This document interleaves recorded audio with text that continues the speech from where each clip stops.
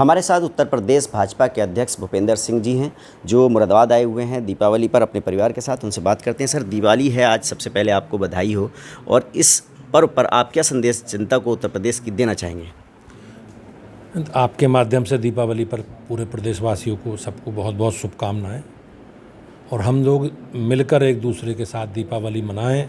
ये दीपों का पर्व है और बुराई पर अच्छाई की जीत का पर्व है, और हम सब लोग अपने देश के विकास के लिए, प्रदेश के विकास के लिए, देश प्रदेश की बेहतरी के लिए हम सब लोग आगे बढ़ें। दीपावली पर मेरी ओर से यही सबको शुभकामनाएं। सर, जिस तरह से उत्तर प्रदेश की राजनीति की हम बात करें और जो लोकल बॉडीज़ के निकाय चुनाव आने वाले हैं, पश्चिम उत्तर प्रदेश में बहुजन समाज पार्टी ने समाजवादी पार्टी के एक नेता को पार्टी ज्वाइन कर ली, तो आपको क्या लगता है कि बहुजन समाज पार्टी क्या समाजवादी पार्टी के वोट बैंक पर सेंध लगाने की कोशिश में है, और उससे भाजपा को क्या कितना फ़ायदा होगा?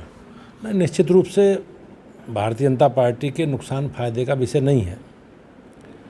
ये राजनीतिक दलों ने एक ट्रेंड सा स्थापित कर लिया कि जैसे चुनाव आते हैं तो चुनाव में अपनी गतिविधियां शुरू कर देते हैं। जब नगर निकाय के चुनाव आए हैं तो बहन जी ने भी अपनी गतिविधियां आरंभ की हैं। और भारतीय जनता पार्टी का जहाँ तक विषय, हम लोग 12 महीने और 360 दिन जनता के बीच में रहते हैं। आप पूरा मूल्यांकन कर सकते हो, जनता भी समझ चुकी है। एक बड़ा बदलाव हम भाजपा में देख रहे हैं। पहली बार भाजपा ने उत्तर प्रदेश में पसमानदा मुस्लिमों का एक सम्मेलन किया, तो क्या माना जाए कि जो आने वाले चुनाव हैं उसमें मुस्लिमों को इस बार कुछ टिकट भी मिल सकते हैं भाजपा के? निश्चित रूप से हम लोग इस पर आगे बढ़ रहे हैं, और समाज के गरीब तबके के लिए, पिछड़े तबके के लिए, और जो अंतिम छोर पर बैठे व्यक्ति है, उस अंत्योदय हमारे जो कल्पना है उसमें अंतिम व्यक्ति का विकास, उसकी समाज में मुख्य धारा का संकल्प हमारा है।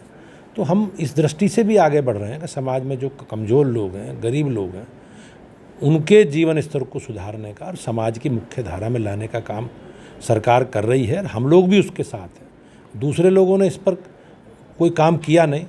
आज समाज में गरीबी, अशिक्षा के कारण बहुत बड़ा तबका समाज में मुख्य धारा में कहीं ना कहीं उपेक्षित है, और हम सब लोग मिलकर भारतीय जनता पार्टी के कार्यकर्ता, चाहे समाज के कोई भी वर्ग हो, अल्पसंख्यक हो, बहुसंख्यक हो, सबके विकास के लिए देश के प्रधानमंत्री जी के नेतृत्व में हमारी अनेकों योजनाएं हैं। गरीब कल्याण की योजनाएं हैं, गरीब से जुड़ी योजनाएं हैं, और उन योजनाओं की चर्चा करके हम लोग सभी को समाज की मुख्य धारा में लाने का सरकार और पार्टी प्रयास करेगी।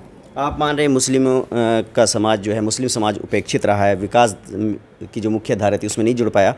एक आखिरी सवाल है जिस पर बहुत ज़्यादा विवाद हो रहा था कि मदरसों का जो सर्वे हो रहा था उस पर बहुत ऑब्जेक्शन हो रहे थे, लेकिन जो उत्तर प्रदेश अल्पसंख्यक कल्याण मंत्री हैं धर्मपाल जी, उन्होंने कहा कि हमारा मंशा जो है सर्वे के पीछे वो ये है कि प्रधानमंत्री जी के जो नीति है कि मुस्लिमों के एक हाथ में कंप्यूटर, एक हाथ में कुरान, आधुनिक पढ़ाई भी मदरसों में होनी चाहिए, और इसके लिए हम मदरसों को प्रधानमंत्री कौशल विकास योजना से जोड़ेंगे। तो क्या ये सरकार की पॉलिसी में है और इसको आगे बढ़ाया जाएगा? हाँ, निश्चित रूप से सरकार की पॉलिसी में है। सर्वे कराने के पीछे सरकार की मंशा ये है कि जो जो खामियां हैं, जो जो उनमें, उन खामियों को इंकित करके सरकार के पास रिपोर्ट आवे और सरकार उनकी बेहतरी के लिए योजना बनाकर काम करे। और मंत्री जी का भी उद्बोधन है, हमारी पार्टी का भी संकल्प है कि एक हाथ में कुरान और एक हाथ में कंप्यूटर, यानी कि उसके पीछे आधुनिक शिक्षा देने की योजना सरकार की है, और हम लोग इस पर आगे बढ़ रहे हैं।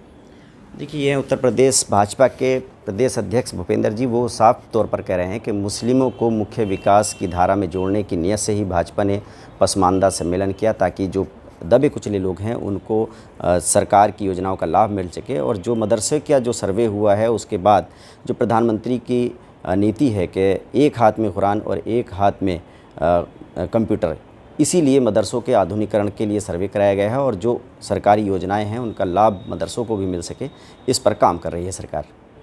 वैदुर Rahman, ABP news network, Moradabad.